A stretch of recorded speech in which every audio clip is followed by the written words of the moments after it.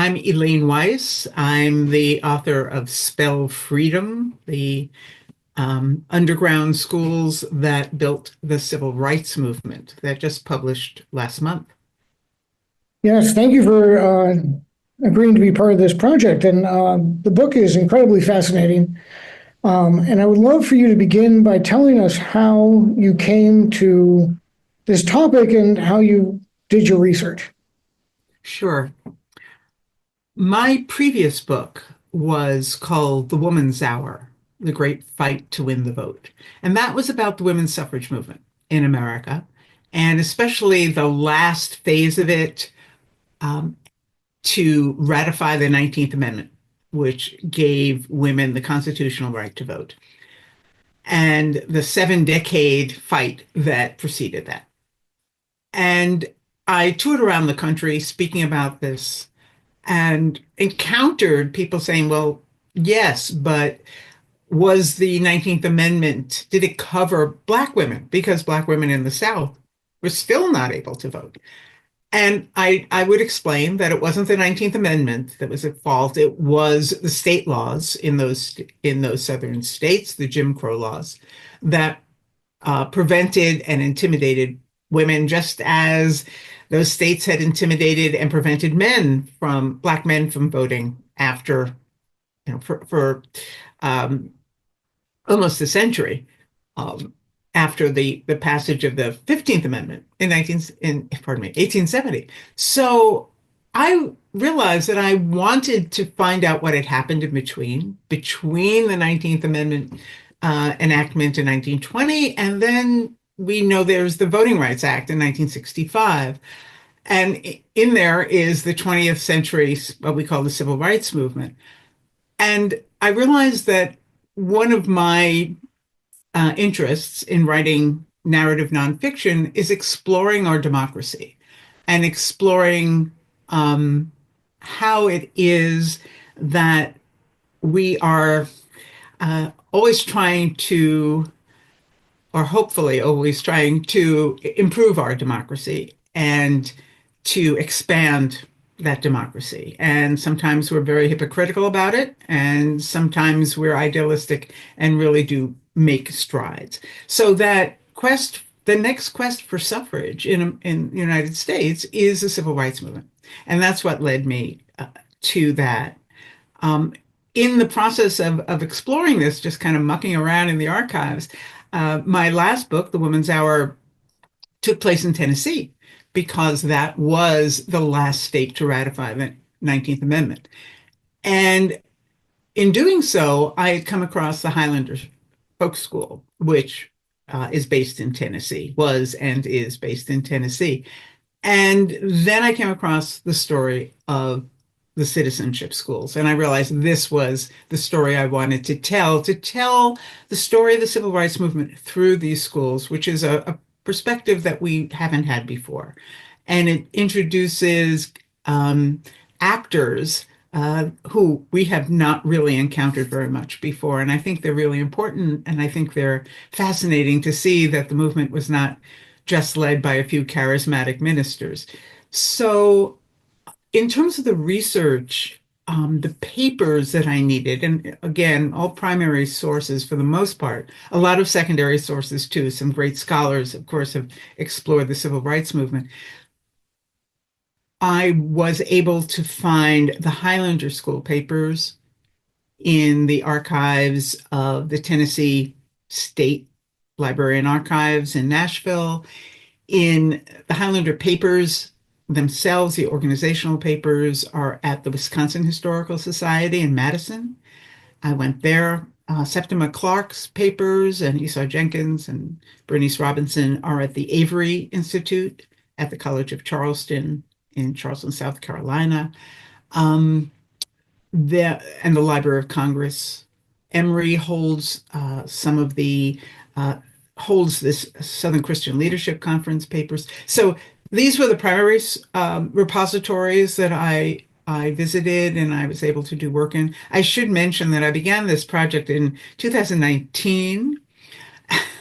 So for a good chunk of time, those archives were closed.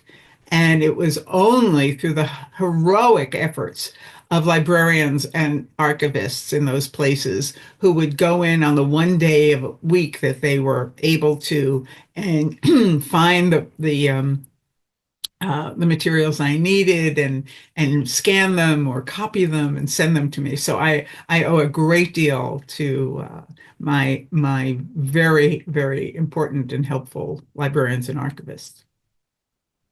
Well, thank you for the shout out as a librarian myself. But I would like to begin by asking you what was the Highlander Folk School, and how did it become enmeshed in the civil rights movement? Mhm. Because it started out, I think, a little differently than what it became. Correct? Yes, you're right, John. The Highlander Folk School was the creation, the dream of a white, Southern, rural man from the Cumberland Mountains named Miles Horton. His parents were itinerant school teachers and small scale farmers. They lived pretty close to the earth, but were very keen on education. And Miles put himself through school. To go to high school, he had to work um, and live away from the family because there was no decent high school in the area where they lived in Tennessee. And he goes to college and he thinks he might want to be a minister. He goes to theology school for a little bit and he's restless. He wants to be helpful. He wants to bring um, a spiritual dimension. And he also sees that his neighbors are poor and feeling helpless, both the farmers, the miners, uh, the whatever factory workers there were. So he goes off to graduate school in New York and in Chicago. And one of his professors um, suggests he visit Europe, and especially in Denmark, where there's something called folk school movement. And what that was bringing together a sort of a community center, a job center, a library, a spiritual center, all wrapped into one, where communities would come together. They'd learn about their own culture. They'd sing their own folk songs. They'd read folk tales that come out of that region, and they discuss the problems of their towns and villages. And they'd come up by debate and argument and uh, revelation. They would come up with an idea of what could help. And the answers came from them. They weren't imposed. Let's do this. Let's try this. And that was much more powerful than someone coming in and dictating a solution, so to speak. And so Miles went there and studied them and lived in these villages for a year and came back with the idea that he wanted to bring this concept back to Appalachia, back to his home in the Cumberland Mountains. And he did. He had he got some friends together. They convinced a retiring college professor to loan her farmhouse, and they began what they called the Highlander Folk School in America. And this became a place where local people, again, in that model, came and discussed their problems. But what Miles did was also begin to get very involved. He opens it in 1932, depths of the Depression. And everyone is very scared and feeling very helpless and are, of course, financially very strapped. And so he works with the workers, and Highlander becomes a center for labor organizing. It becomes actually a teaching facility, an educational facility for the Congress of Industrial Organizations. And so it's a labor retreat and think tank sort of place where union members would come and discuss problems and come out with solutions or I should say, a plan. One of the features of Highlander then and now is that you just don't talk about this. You do talk about these things, and you have guided conversations. The staff will guide it to a productive conclusion. But you also go back with a blueprint of what you're going to do in your community. And then Highlander helps support you in that. And by the after World War II, Horton began to realize that without tackling the South's, what he considered the South's major problem, which was race relations, that his beloved Southland was not going to be able to progress and thrive in the second part of the 20th century. And so he pivots the emphasis um, of Highlander onto civil rights and racial relations. And this is all in, around 1951, 52. And so it becomes a place where, as he liked to say, people could T and P together. It was integrated. It was always integrated.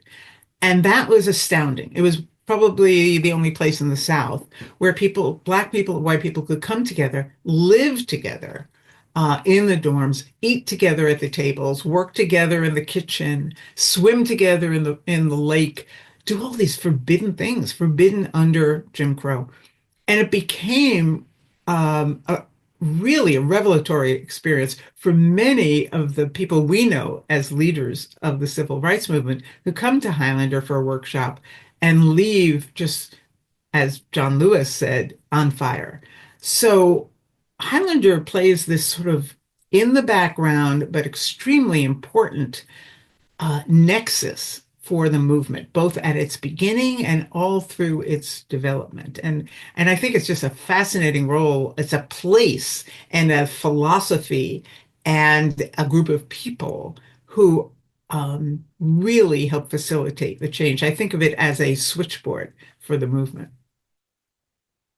Well, thank you for that. I want to now kind of pivot to the other main character in the book, this fantastic woman named Sempitma Clark. Sorry. She was a Black educator in the Jim Crow South. Could you tell us her story, how she came to Highlander, what her relationship was with Miles Horton, and then we'll get into the work she does in a minute. Sure. Sempitma Clark is an extraordinary uh, woman of American history, and I think she should be known. She's known in South Carolina, but I think one of my missions is to make sure that we understand and learn lessons from her. But she's such a fascinating woman. She is born the daughter of a former slave. Her father was enslaved in South Carolina. Her mother was raised most of her life in Haiti, so grew up in a majority Black and Black ruled country. And when her mother returns to South Carolina, when she's about 18, she really chafes at the restrictions and she's angry. She's an angry woman.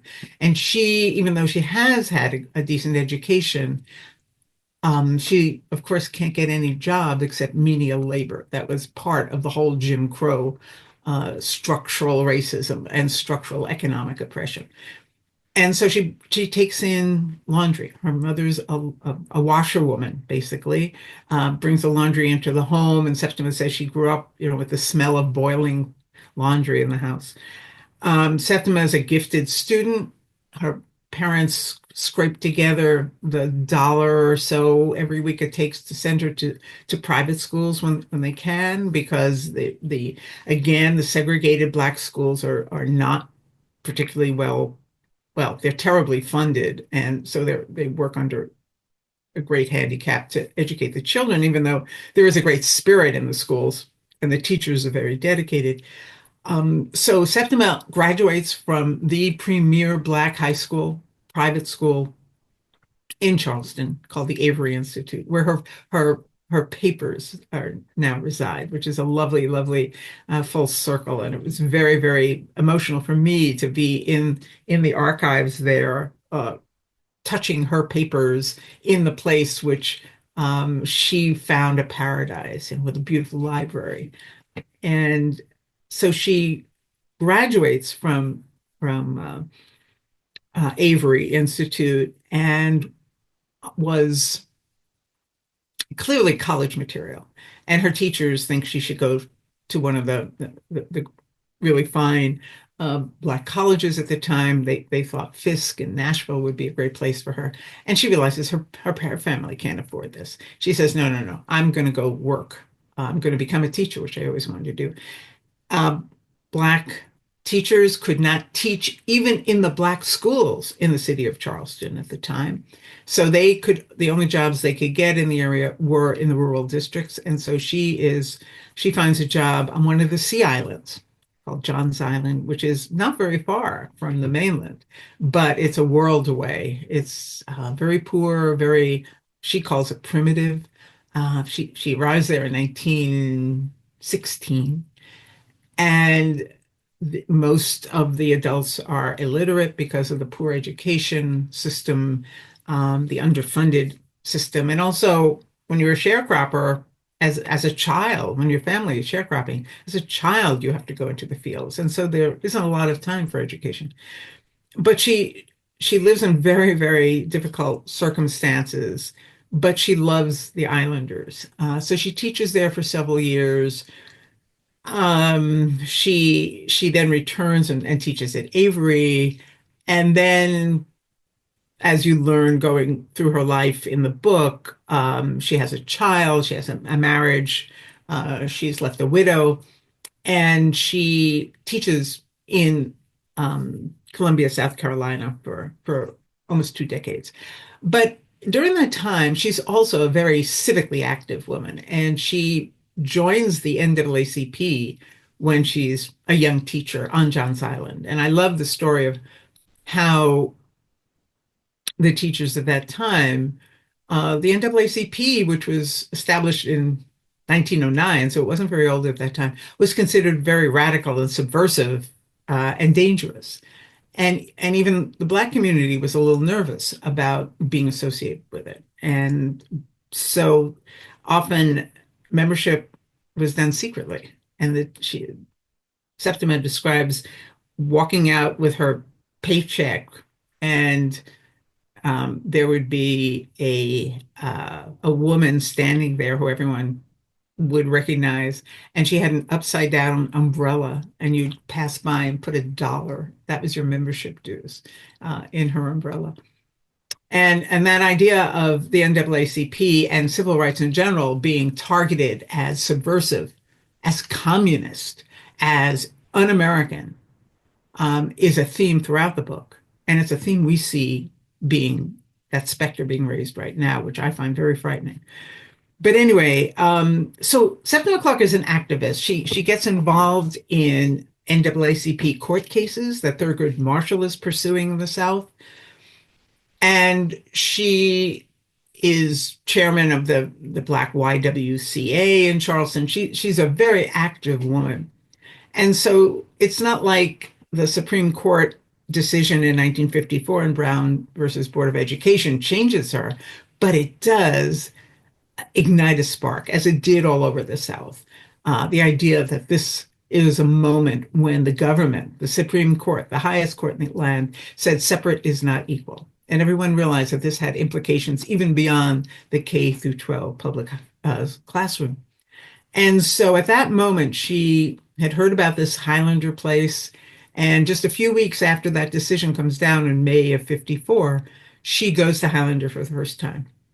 And she had actually experienced eating with white people at the same table before, but she'd never slept in the same room as a white woman. And there's this beautiful scene in the book where she describes um, her roommate is a white woman from New Jersey who seems not to care or mind that uh, they're sleeping in the same room, and she realizes how different this is, how extraordinary it is. And those 2 weeks for her at Highlander really solidifies her desire to become really active in this. It's not really a movement yet. It's just a surge of activity. And she goes back and she brings her friend Esau Jenkins a few weeks later back to Highlander. And Esau is this incredible Sea Island born and raised man. Um, and he has this really interesting idea of getting his neighbors to register to vote. We can talk about that. But what Septima will go on to work with Esau and work with Miles um, to develop this idea of teaching grassroots, unlettered Black citizens to be able to vote. And this becomes a real engine of the civil rights movement. And so she uses education at every step. She is this master educator who can teach adults and children. And um, what we see is her relationship with a white man, with Miles, both flower and they're both very strong personalities and they have butt heads. And what's extraordinary to her is when they do butt heads, because Miles is for the most part very respectful, um they butt heads as equals, and that's an extraordinary moment for her too. And so we go through the movement with Septima and all her frustrations and tragedies and bravery. And I think that's to see the movement through this grandmother. She's 56 years old when the book opens in 1954. And so we don't see, a fiery student who basically hasn't lived yet. We see a mature woman um, finding a role, creating a role for herself in this uh, emerging movement. Remember, this is a couple of years before the Montgomery boycott. Right. And I want to put the school in the context of the civil rights movement because their mission kind of changes and their activism is fundamental to almost every step of the civil rights progression, the movement's progression. So John Lewis is there, Rosa Parks is there. Can you talk about how the Highlander environment, aside from the integration, kind of fired these people up? Yeah, yeah, yeah. That was something that I found so fascinating in the research, mostly from memoirs on this. John Lewis wrote a beautiful memoir, which I highly recommend, called Walking with the Wind. Rosa Parks wrote a memoir too called My Story. There's also a very fine book about her life and activism by Professor Jean Thayer Harris called The Rebellious Life of Mrs. Rosa Parks. And she talks about Highlander a great deal. And so in 1955, the summer of 1955, which is the first year that Sempitma Clark is teaching, she's now become a teacher during the summer at Highlander. A 44-year-old activist, NAACP officer from Montgomery, Alabama comes. She's a seamstress.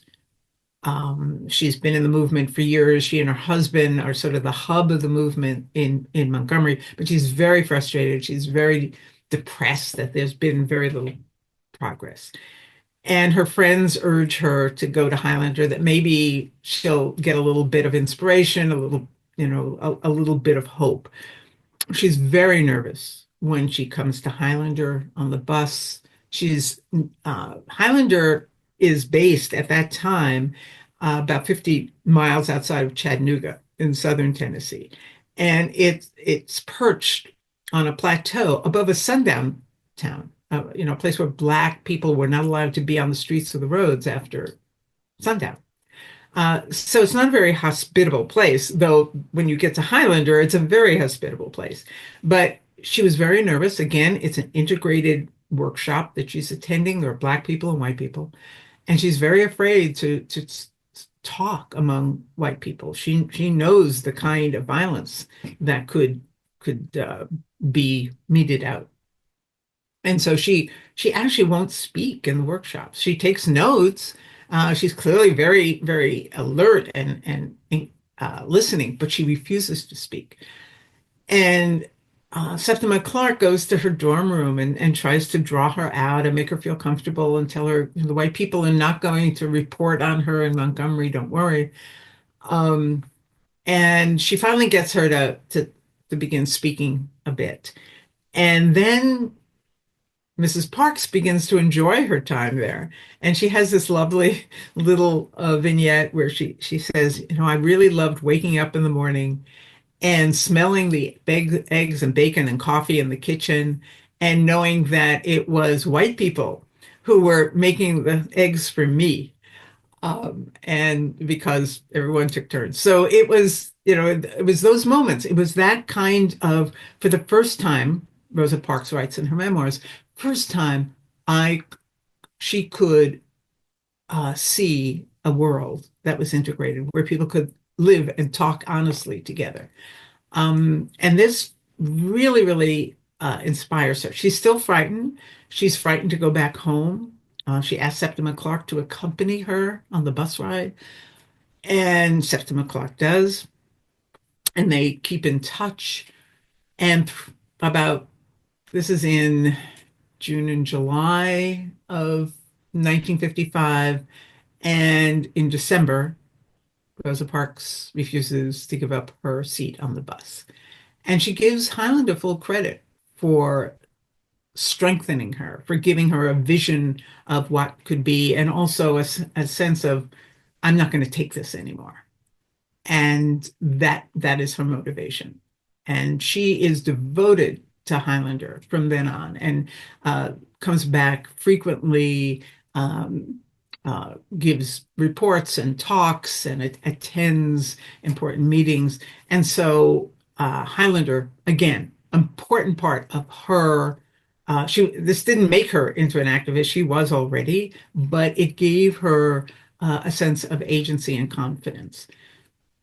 Likewise, I believe it's in the summer, it's in the fall of 58, 1958 or 59, maybe 59. I'm not remembering exactly.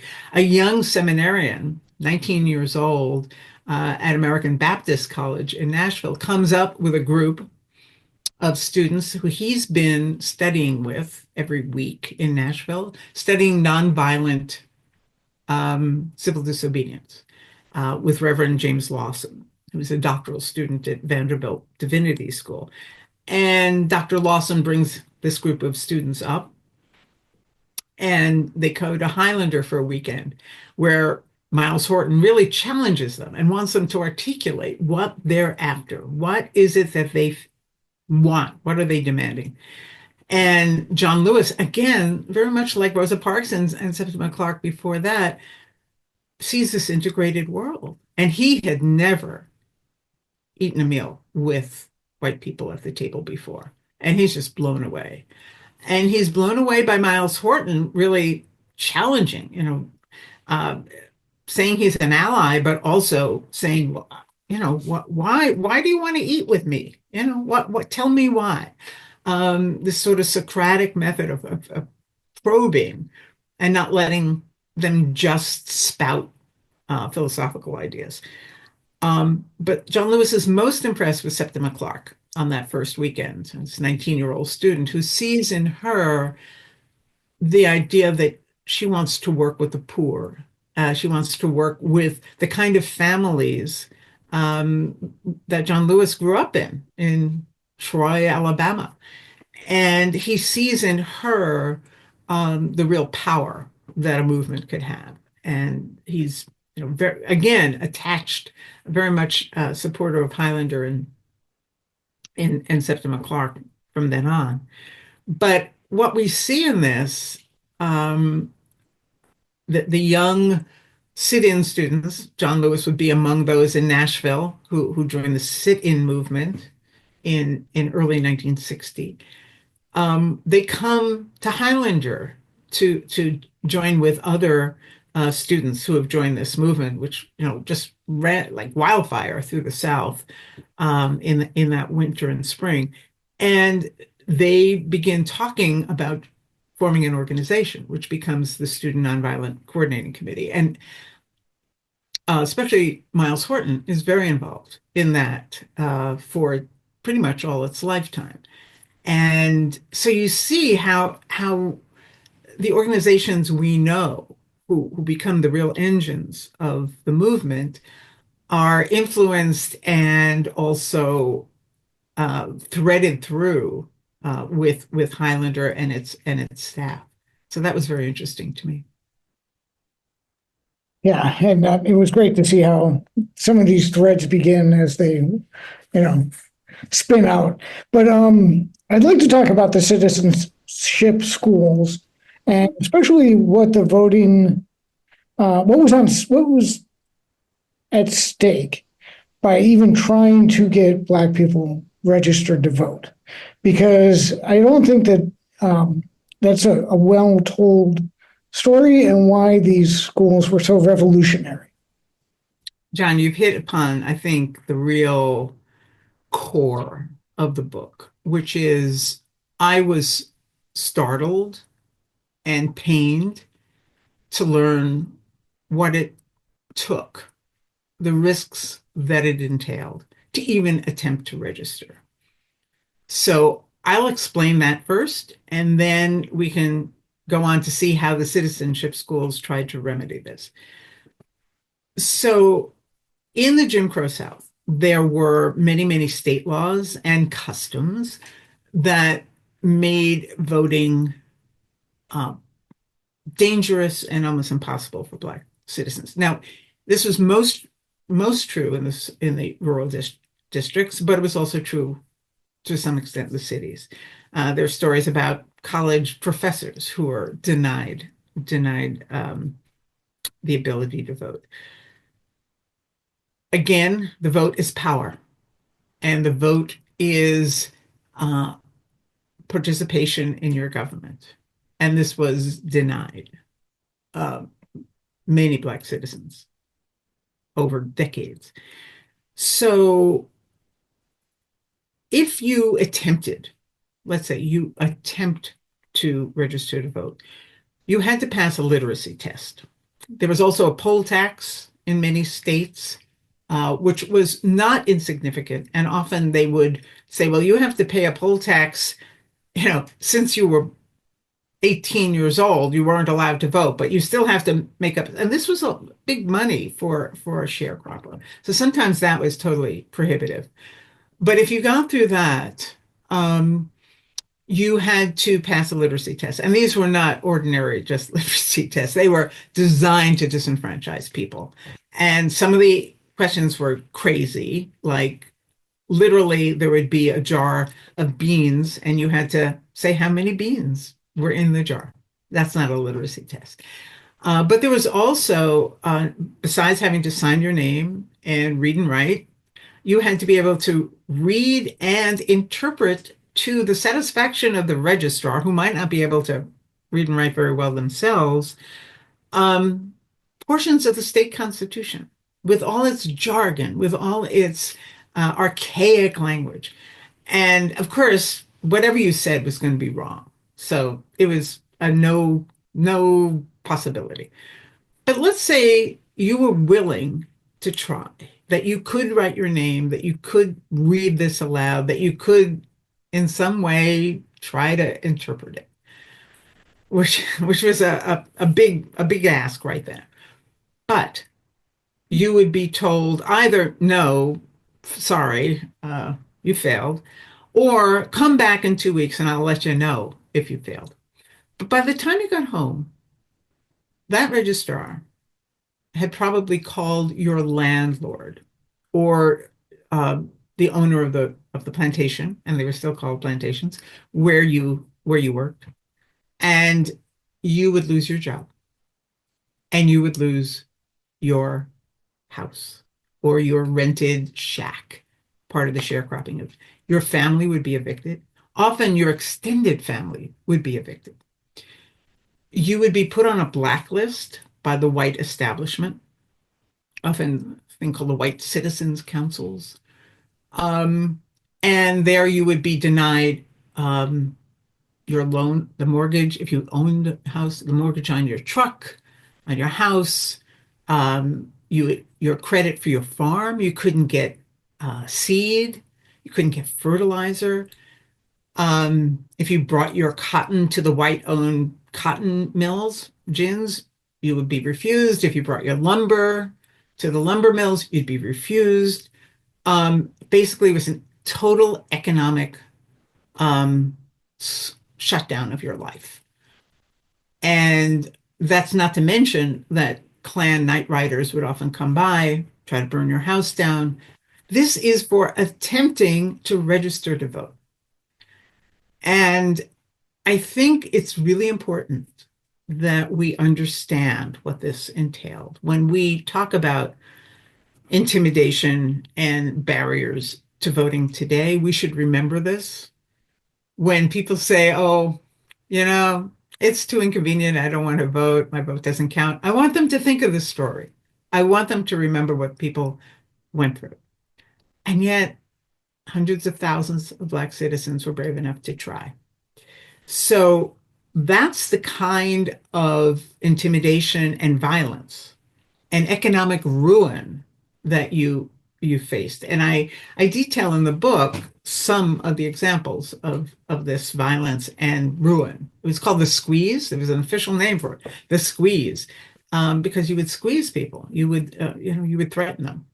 And uh, so what the citizenship schools were, it begins with Esau Jenkins on the Sea Island, who says, if we're going to get any improvements on this island, if we're going to get electricity, if we're going to get running water, we have to have political power. And that means we have to vote. But very few voted. I mean, you could count them on two hands.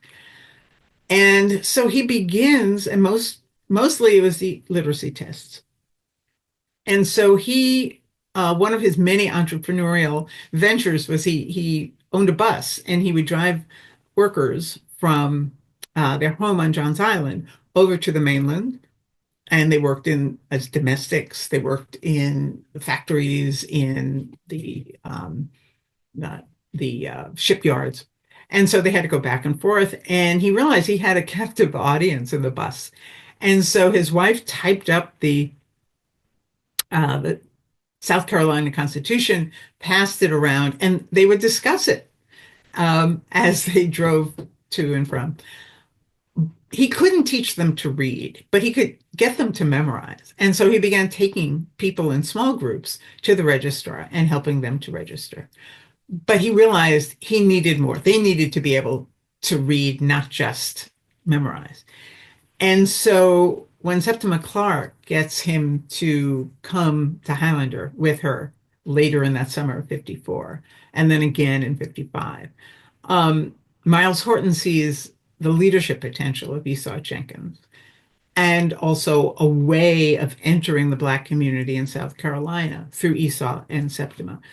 And so they begin planning for basically a more deliberate kind of teaching that would teach literacy as the basis for then learning how to pass the registration test, but also to become a citizen. It wasn't just, they did learn to read and write and do basic arithmetic, which was an extraordinarily powerful psychological change for these adults. They were from 17 to 85, and they'd been able to function sort of in the modern world, but they had to rely on their bosses to read contracts to them. They were cheated. They had to rely on children or their pastors to read or to sign for them. They signed with an X. And to be able to now hold a pencil, they first have to learn to hold a pencil because they've never had to use it before as a implement. And there's a scene in that first class where they all around the room, the pencils are cracking because their hands are so strong from manual labor and they're trying so hard. They're gripping these pencils so tightly that they just snap. And the first teacher Bernice Robinson just hands out more and says, okay, we're going to try again. And when they learn this, Sempitma Clark describes the gleam in their eye. They have gained this sense of confidence in themselves. So it's a personal transformation that then gets uh, expressed in a political way, because not only do they learn how to read and write and how to interpret the constitution of their state, wherever it is, but also they learn their constitutional rights, what their First Amendment rights. Yes, you can gather and have a meeting and have a rally, and the 14th Amendment of due process and all the rights they are entitled to as Americans. And then it teaches them how government is structured, because they've had no interaction with that. And then who to go to when you want to complain, and how does a bill in the city council get passed. So they learn how to um, act as citizens, and that's very powerful too. And then they learn how to organize, and that becomes the basis, the grassroots basis for the movement. But the idea of using education as the tool, uh, both for personal and political liberation, is what the citizenship schools both were designed to do and accomplished. Yes, and I want to talk a little bit more about the white violence because I don't think it is completely, it's very hard to understate the terror and violence and the environment that the South was and created for African Americans since the end of Reconstruction. So could you talk about how, especially after Board or Brown v. Board, that white people pushed back Yeah. and there was a real, it kind of explodes nationally with the march across the bridge in Selma, but before that, it had been terror on a personal level that is really hard to overstate, as I said. So Yeah, yeah, it's both shocking and heartbreaking. And some of this, of course, has been written about and reported, but some I think hasn't, or hasn't been widely discussed. But the sort of things that happened if you tried to vote, if you tried to organize, if you even had a meeting, if a group of teachers got together. And by the way, Sempitma Clark loses her job as a teacher. She's at that point, this is 1956. And again, this is in the backlash against the Brown decision, because the white establishment in the South realizes this is a threat to their, as they call it, Southern way of life, which meant white supremacy and white domination. And they organize at every level, from Congress, where 101 Southern senators and congressmen signed something called the Southern Manifesto, which basically says we're not listening to the Supreme Court decision and we will reject it at every level. Hmm. Constitutional crisis there. Then it comes down to the mayors and governors of the states, who each state had what they called a basically a segregation protection agency. And these were taxpayer um, funded agencies that were given, depending on the state, investigatory powers, uh, police powers, um, often uh, pumped out propaganda, and worked with police chiefs and with other attorney generals around the South to suppress dissent and suppress the movement, and to intimidate and threaten leaders. Part of this is in many states the NAACP, which had brought the Brown decision, brought so many of the legal challenges to Jim Crow, which proliferate in the 1940s and 50s, they um, they outlaw the NAACP. And again, we see some dangerous signs of that happening again today. They say it's communist, it's subversive, it's un-American, and they think that if they can, silence the NAACP, it'll all be over. And so South Carolina passes a law saying that there can be no state worker or municipal worker, no public servant can belong to the NAACP. And this is illegal, but again, it will take a long time for that challenge to that law to go through the courts. In the meantime, thousands of teachers are either let go, fired, or decide they will have to renounce their membership in the NAACP because they were supporting their families. It was an impossible situation. And Sempitma Clark says, no, I am not going to renounce my membership. I am going to fight this.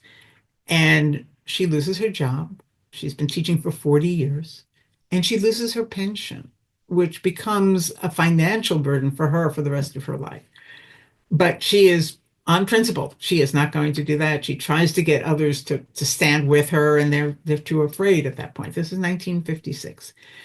And so that's just one small example of, again, thousands of teachers and other public servants who are forced to make a decision on that. Um, but let's say you go to a meeting, that Dr. King comes to your town, or your local leader, a citizenship school teacher, uh, calls a meeting for voters. There'd be members. Oh, I should mention that after let me go back. After um, the state uh, protection agencies, they were called different names. Sometimes they were called uh, in Mississippi, it was the State Sovereignty Commission. And in uh, Louisiana, it was the Legislative Committee to Protect the Peace. And, they all have these vaguely virtuous names. Um, and what they do is they inform local sheriffs. They work with them, and they're in the parking lot taking down the license plate of your car. And there were records, at least in Mississippi, of hundreds of thousands of citizens who were being surveilled because they might be involved in the movement in any way. And those license plate numbers were sent to law enforcement, and you'd be harassed on the road, um, maybe run off the road in an attempt to harm you, or arrested and thrown in jail and beaten and fined. And so there were all kinds of ways that um, violence, again, could be uh, imposed without the uh, it wasn't just the Klan. So, we think of the Klan, and the Klan did the dirty work. They did a lot of terrible, terrible, terrible violence against Black people, shooting up houses, burning houses with people in it, bombs. I mean, there are so many examples. But then there was a level above them, which was called the White Citizens Council. And this was, again, something that I didn't know very much about. But these were um, the leaders of your town or city. This was the mayor, your congressman, your state legislator, the governor. They all belonged to the white citizens councils of that area. And these were the sort of white backlash organizations. They had power. All the bankers, the lawyers, the doctors in town belonged to this. And so if you tried to vote, or if you went to a meeting, you would be blackballed. Your name would be put on a list in City Hall for everyone to see, putting you at risk of violence. And then you would be targeted again, your loans pulled, your mortgage pulled, the um, pharmacist in town wouldn't fill the prescription for your sick baby. Often this broke up families because the breadwinner would have to go out of state to try to find work. So it was more insidious violence. It was economic and social violence. Again, many churches were bombed because churches became meeting places. So we see a level of violence that didn't sometimes make it into the newspapers at the time, especially the northern newspapers or the white-owned newspapers. They were in the black press. But we see that violence being uh, playing out in people's lives in a way that I think we should understand how insidious this violence could be. Yeah. Well, thank you for that. And I think before we kind of wrap up what has happened to Highlander after the civil rights movement, I'd really like to kind of piggyback on what you were just talking about. One of the best parts of or one of the things I liked the best learning was the power of the songs that came out of Highlander, and just how that was something that brought people together, not only at the school, but then as they were in prison, being tortured, sexually assaulted, beaten to a pulp by the Southern police forces after protesting or getting arrested at these protests, how these songs strengthened and emboldened and gave hope. So could you talk just a little bit about how, especially We Shall Overcome, because I think that's so iconic. Yeah, that was something that I really enjoyed learning about too. At Highlander, there was also a strong cultural aspect to your time there, to every workshop. And Miles Horton's wife, whose name was Zilphia Horton, was a trained musician, and she loved the old folk songs. So just like in the Danish school movement, where they used um, folk tales and folk literature, the cultural aspect of Highlander was very strong. So songs, art, plays, they were all brought into that workshop experience. And when the song that we know as We Shall Overcome really is developed and propagated at Highlander. And it's a great story. It comes there from, it was a Baptist hymn. There's lots of origin stories, and it kind of goes through some transformations. But it's sung in the Black church very often, in a version called, I think, I'm going to remember, um, I Will Overcome. And it's sung on a picket line in the late 1940s by striking women at a Charleston cigar factory, tobacco plant in Charleston.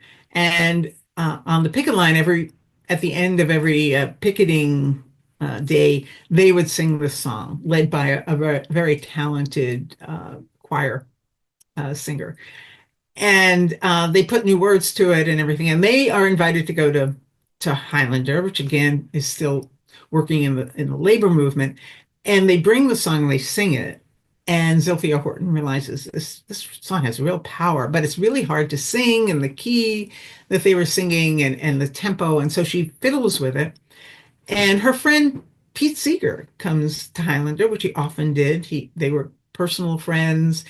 The Also the musicologist Alan Lomax from the Library of Congress comes to Highlander because Zilphia goes out and collects all these wonderful songs that are sung in the churches, in the hollers, black and white folk songs, and she brings them to Highlander, and everyone sings. Every night there is singing at Highlander, and again, it gives a sense of unity and strength and coherence. And so that's just part of how Highlander works. And so Zilphia begins singing this song and changes the words a little bit. Eventually becomes will we will overcome. And then Pete Seeger takes it north and sings it in the coffee houses and publishes it in his little folk song publication. And he begins teaching it to others.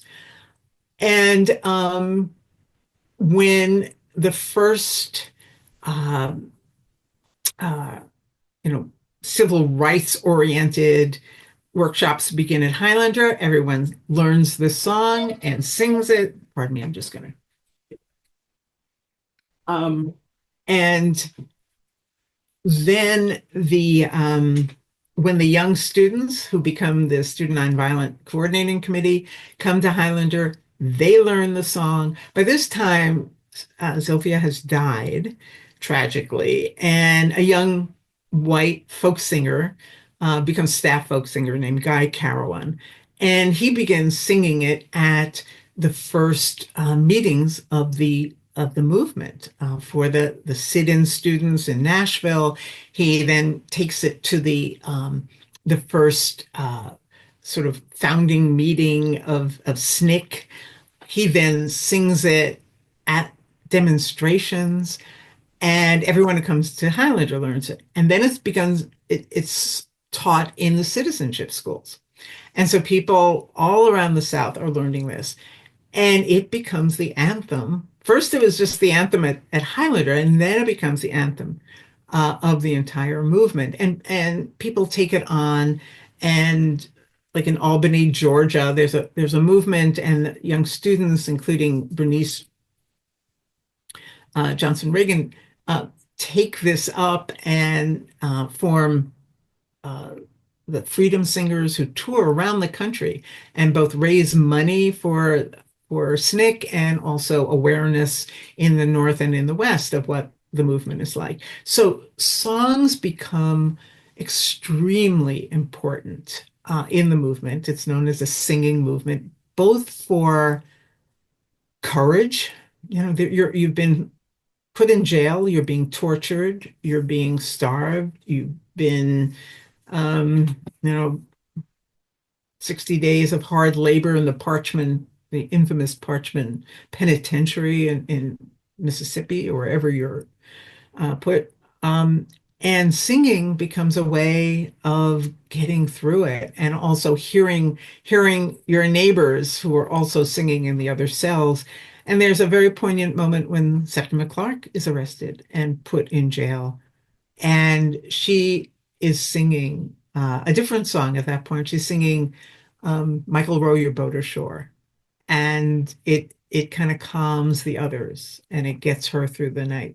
So the power of song as a unifying and as a uh, uh, just encouraging um, part of organizing becomes really apparent when you see the evolution of that song.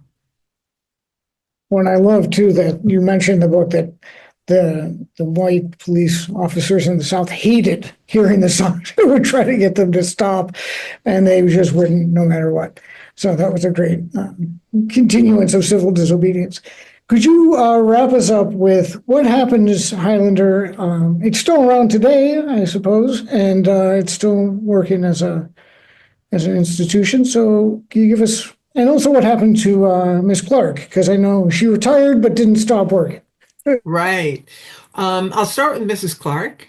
Again, the citizenship schools begin on in that bus, moves to its first, it's not brick and mortar, but uh, first substantial classroom, which is a secret classroom in the back of a grocery store on Johns Island, where a young beautician teaches the first class and then becomes the teacher of other teachers, and then spreads around the islands, onto the mainland, into Savannah, and then multiplies. It becomes in 1961, when the state shuts down Highlander for being, again, a bogus accusations. Um, it the citizenship program is transferred to the Southern Christian Leadership Conference, and so it becomes part of Dr. King's SCLC, and Sempitma Clark and works with Andrew Young and Dorothy Cotton in what's called the Citizen Education Program. And there it really flowers. And rough estimate is that by 1965, when the Voting Rights Act is finally passed, that more than 900 of these classes have taken place. And again, these are not like 900 little schools. These are informal, community-based, kind of secretive. They were held at kitchen tables, in church basements, in beauty parlors after hours, in funeral homes after hours. Again, keeping it, they knew that they wanted to keep it from white prying eyes because it was still dangerous, still very dangerous. And there were a lot of attacks on citizenship school teachers and students. So it has really blossomed. It comes to an end in 1970, and Mrs. Clark retires. She is in her early 70s at that point, and she goes home to Charleston, and she just takes up more civic activities, doesn't stop. And then she decides to do what she always preached that a citizen should do, which is take responsibility and also run for elected office. And so she does. She runs for school board of Charleston County, which includes the islands and the city. She representing Baltimore, pardon me, Charleston City, and she wins. And this is the same school board that fired her 20 years before. So there's this wonderful full circle, you know, brave and really ironic move by her. She serves two terms, becomes the conscience of the school board, and it's just wonderful. She keeps working for getting students into colleges and healthcare issues and maternal health issues.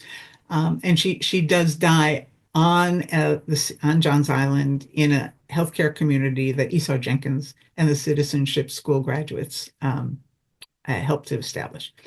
Highlander is in its 93rd year of operation. It moved like the next day after it was auctioned off and closed down in Monteagle, where it'd been.